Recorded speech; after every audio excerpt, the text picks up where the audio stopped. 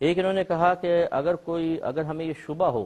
کہ ایک شخص ہمارے خلاف کسی سے کوئی بات کر رہا ہے تو کیا ہم چپکے سے اس کی گفتگو کو سن سکتے ہیں؟ جیسے کوئی موبائل پہ بات کر رہا ہے تو ہم چھپ کے اس کی بات کو سن لیں،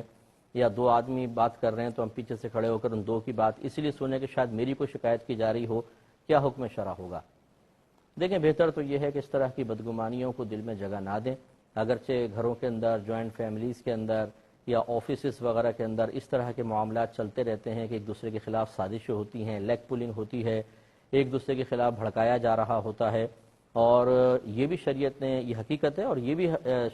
حقیقت ہے کہ شریعت نے اجازت دی ہے کہ انسان اپنے آپ کو خطرات سے بچانے کے لیے عملی اقدامات کر سکتا ہے، جس میں سے ایک عملی قدم یہ بھی ہے کہ اگر آپ کو کنفرم، یعنی غالب گمان 80% آپ کو یقین ہے کہ میرے خلاف سازش ہے، 20% نہیں ہے، تو اس کو بنیاد بنا کر آپ چپکے سے کسی کی بات صرف اس نیت کے ساتھ سن سکتے ہیں کہ اگر میری بات ہوئی تو میں کوئی حفاظتی اقدامات کر لوں گا، اسی گنجائش ہے۔ لیکن مسئلہ یہ ہوتا ہے کہ جب اس طرح کی چیزوں کی عادت پڑ جاتی ہے، اب دو باتیں اگر آپ کی ہیں تو 6 باتیں ان کی پرائیویٹ بھی تو ہوں گی۔ ہو سکتا ہے آپ نے گمان کیا میرے بارے میں اور وہ اپنے بارے میں باتیں کر رہے ہوں، اور آپ کو ایسی باتیں پتہ چل جائیں جو کسی کا راز ہو، تو اس طرح کان لگا کر تجسس کر کے کسی اور کی پرائیویٹ باتیں سننا یا کسی تھرڈ پارٹی کی کے راز کو حاصل کر لینا، یہ بھی تو شرعی طور پہ حرام ہے۔ اور اگر کوئی آپ کو اس حالت میں دیکھ لے